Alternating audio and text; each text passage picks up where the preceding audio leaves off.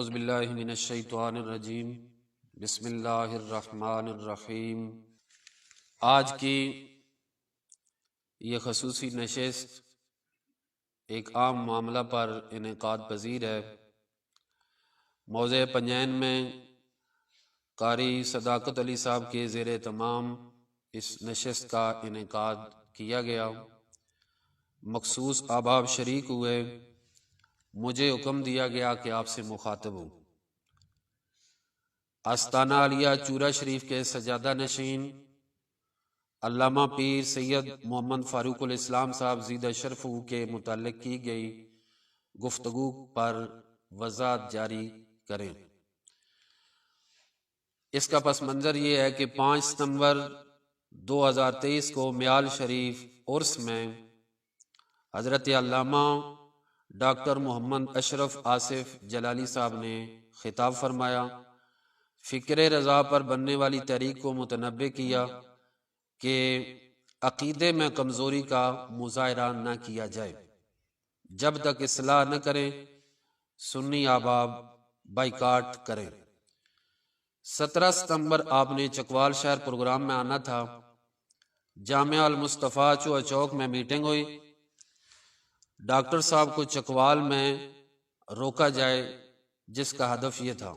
پھر ان کے خلاف درخواست دے کر پابندی کا مطالبہ کیا گیا۔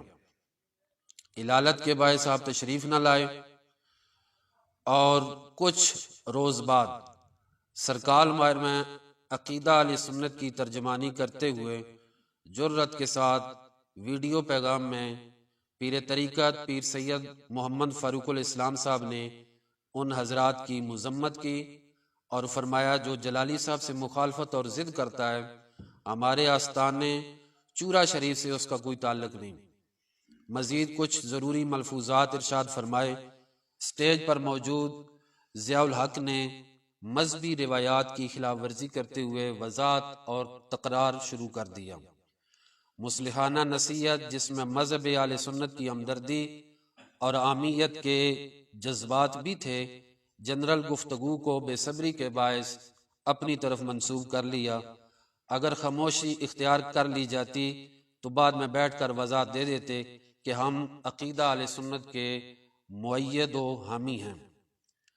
ویڈیو وائرل ہونے کے بعد مریدین یا پیر صاحب سے رابطہ کیے بغیر موصوف نے اپنی مدعیت میں ایک بے ادبی اور دشمنی پر مبنی درخواست ڈی سی آفس میں جمع کرا دی۔ آپ دیکھ سکتے ہیں الزام عائد کیا کہ پیر صاحب نے 4 شیڈول عالم کی حمایت کی اور ہماری سرزنش بھی۔ 4 شیڈول کا دونوں درخواستوں میں ذکر کرنا انتہائی خیانت ہے جو کہ سال سے زائد عرصہ پہلے عدالت عالیہ نے ختم کر دی تھی۔ حضرت پیر صاحب اور جلالی صاحب پر پابندی کا مطالبہ کیا گیا جو قابل مذمت ہے۔ سارے اقدامات کے باوجود جلالی اور چرائی احباب مشتعل نہیں ہوئے، پرامن جدوجہد جاری رکھے ہوئے ہیں، کیونکہ ہمارا منشور دلیل دہلیز پر نہ گالی نہ گولی، اختلاف شرعی میں خواہشات نفس پر عمل نہیں کیا جاتا بلکہ مذہبی حساسیت کو سمجھا جاتا ہے۔ اس موقع پر ہم تمام احباب پیر صاحب کے شانہ بشانہ کھڑے ہیں، لیکن ضیاء الحق نے جو ویڈیو شیئر کی اپنے دوستوں کے اصرار اور وضاحت کے لیے، خود انہوں نے اس کا ذکر بھی کیا، لیکن درخواست کا ذکر نہیں کیا کہ کس کے اصرار پر دی، مقاصد کیا تھے۔ اس عمل سے فکر رضا پر حملہ کیا گیا۔ بغیر تحقیق کے خبر پھیلانے کی آیت کا مفہوم بھی اپنی ویڈیو میں انہوں نے ذکر کیا۔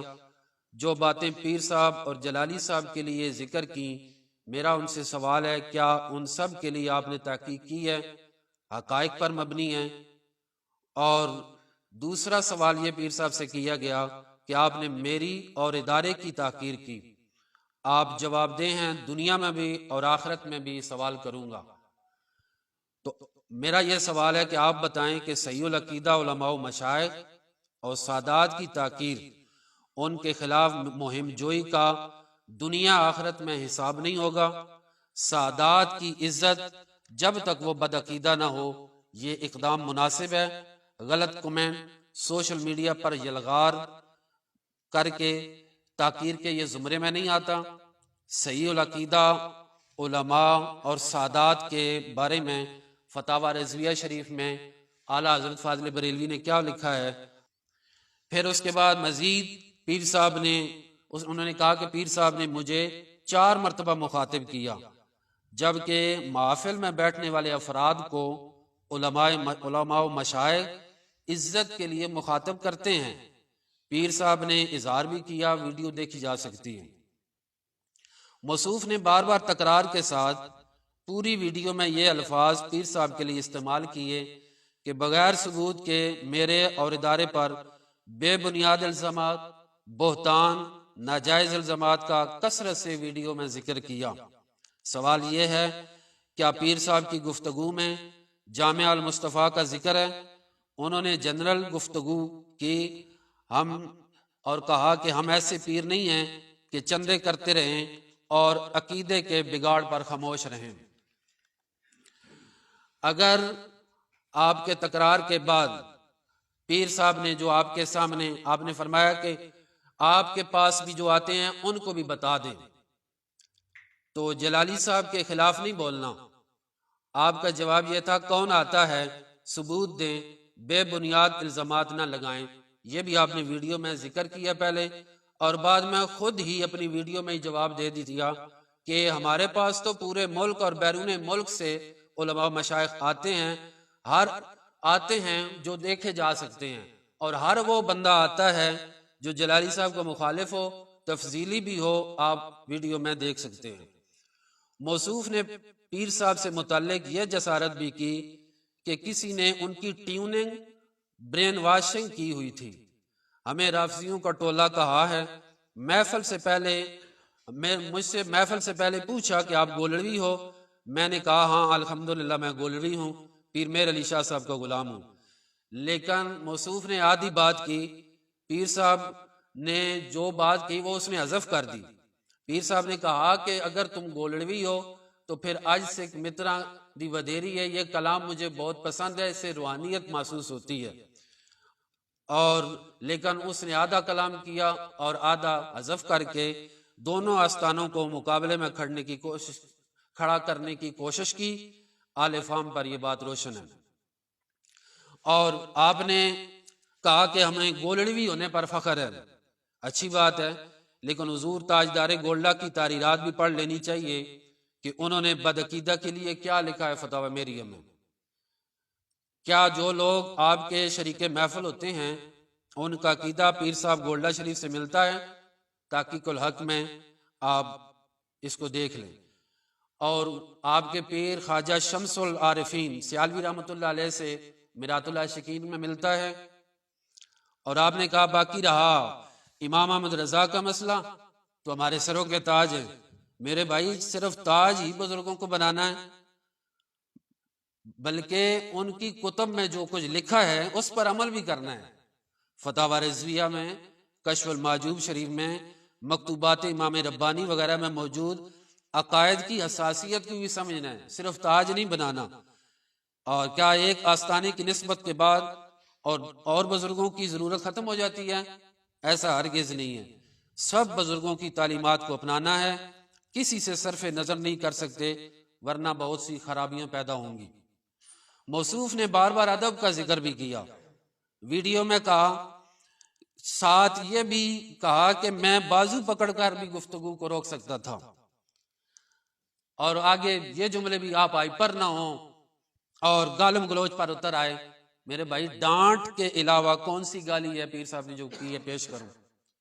حالانکہ پیر نصیر الدین صاحب سٹیج پر کتنی بار علماء سے کس طرح کا کلام فرماتے تھے، لیکن آداب کے وجہ سے علماء آگے سے آج تک کسی نے بھی آگے سے گفتگو نہیں کی۔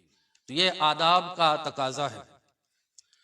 ویڈیو میں ایک واقعہ کا ذکر کیا اپنی جسارت کو درست ثابت کرنے کے لیے کہ امیر المومنین جناب فاروق اعظم رضی اللہ تعالیٰ عنہ سے دوران خطبہ سوال کیا گیا تو آپ نے خطبہ روک کر جواب دیا۔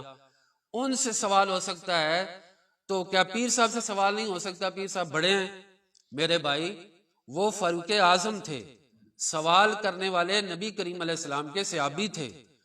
یہ کون سا استدلال ہے کہ ایک طرف مستند عالم 70 سال کا بزرگ سید زادہ اور مقابلے میں غیر عالم نعت خوان دلیل بنا کر روکے؟ آؤ میں بتاتا ہوں اس گھر کے آداب کیا ہیں۔ کہ جب نبی کریم علیہ السلام نے پوچھا کہ کون سا درخت ہے جس کی مثال مومن کی طرح ہے، تو جناب فاروق اعظم کے بیٹے عبداللہ بن عمر رضی اللہ تعالیٰ عنہ نے کہا کہ مجھے جواب آتا تھا، لیکن چونکہ بڑوں کی موجودگی کے باعث میں چپ رہا۔ صحابہ نے حضور سرور عالم صلی اللہ علیہ وسلم سے پوچھا تو آپ نے بتا دیا کہ کھجور کا درخت۔ دوسری دلیل بطور حدیث جو بطور دلیل آپ نے پیش کی کہ چھوٹوں پر شفقت اور بڑوں کا ادب کرنے کا، تو ہمارا بھی سوال ہے کیا آپ نے اس حدیث پر خود عمل کیا ہے کہ بڑوں کی عزت درخواست دے کر، ویڈیو بنا کر، پوسٹیں چلا کر، پگڑیاں اچھال کر، کیا اس حدیث پاک پر عمل ہو رہا ہے؟ صحیح کہا پیر صاحب نے کہ جب شخصیات متنازع بنا دی جاتی ہیں تو پھر وہ مذہب مٹ جاتا ہے، اور آپ کا دعویٰ ہے مثبت کام کرنے کا، تو کیا یہ عمل مثبت ہے؟ یہ سارا اقدام جتنی بھی یلغار ہے کیا مثبت ہے؟ اور ویڈیو میں درجنوں بار پیر صاحب کو مخاطب کیا اور کہا کہ آپ زیادہ طول نہ دیں، جیسا کہ پیر صاحب لڑائی لڑ رہے ہیں۔ آپ نے ہمارے جذبات کو ٹھیس پہنچائی ہے، ساتھ گلہ بھی کیا، اور ساتھ ہی کہا کہ جامعہ میں آنے کی دعوت دیتا ہوں۔ ہم روزانہ وضاحت نہیں دے سکتے، تو یہ کہا اس نے۔ تو آپ سے کس نے وضاحت مانگی ہے؟ کس کو ضرورت کیا ہے کہ وہ آپ سے وضاحت مانگے؟ ایک دن بھی اگر کسی استاد کے پاس بیٹھ جاتے تو یہ باتیں نہ ہوتی۔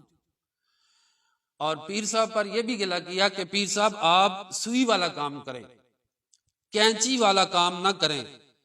تو جو سلسلہ 1.5 ماہ سے جاری ہے، سازشیں ہو رہی ہیں، یہ سوئی والا کام ہے؟ میرا بھی سوال ہے۔ اپنی توانائیاں فتوے لگانے پر خرچ نہ کریں، داخل کرنے میں ہوتی تو اسلام کا نام کہیں زیادہ روشن ہوتا۔ بھائی کس نے خارج اور داخل کیا ہے یہ الگ بات ہے، حدود و قیود ساری مذہبی طے شدہ ہیں، اگر کوئی خود خارج ہو جائے تو نصیب کی بات ہے۔ اور پھر مدارس اور اپنے کاز کی بات کرنا، یہ اللہ رب العالمین کی طرف سے اگر انسان پر کرم ہو جائے، اس کو اللہ کو ذمہ داری دے جائے، اترانا نہیں چاہیے، عاجزی انکساری کے اللہ کے دربار میں اپنے آپ کو جو وہ پیش کرنا چاہیے۔ اگر اللہ رب العالمین کی طرف سے پکڑ آ جائے تو کسی ٹائم سلب بھی ہو سکتی ہے۔ اور باقی رہا دیگر مشائخ کا معاملہ، وہ کیا جتنے بھی یہ بزرگ آ رہے ہیں ان کا جو سلسلہ، جیسے جتنے حضرات آتے ہیں، کیا پیر نصیر الدین صاحب کے عقیدے کے مطابق ہیں؟ کیا حضور شمس العارفین، خواجہ شمس العارفین کے عقیدے کے مطابق ہیں؟ کشف المحجوب کے عقیدے کے مطابق ہیں؟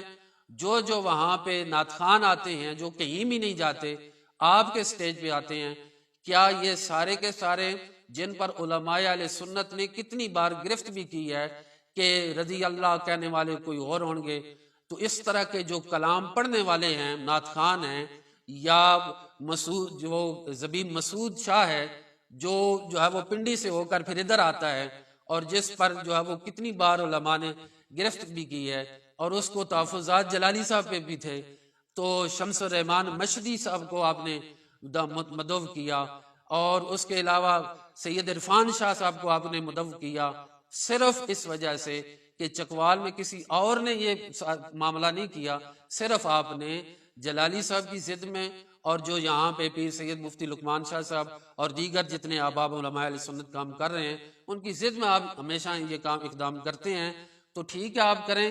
اور دیکھیں کہ ان حالات میں جب ادھر سے کتابیں آ رہی تھی تو آپ نے جو ہے وہ سعیدی کو بلا لیا، جس کی کتاب کے سکرین شاٹ بھی آپ دیکھ لیں گے۔ تو اس طرح کے معاملات کرنے سے کوئی دین کی خدمت نہیں ہے، کہ جس کا ہمارا ملک بھی متحمل نہیں ہے اور ہمارے مذہبی معاملات بھی متحمل نہیں ہیں۔ اللہ رب العالمین ہم سب کو ہدایت عطا فرمائے اور دین کا کام مناسب طریقے سے کرنے کی ہمت عطا فرمائے۔ وآخر دعوانا الحمدللہ رب العالمین۔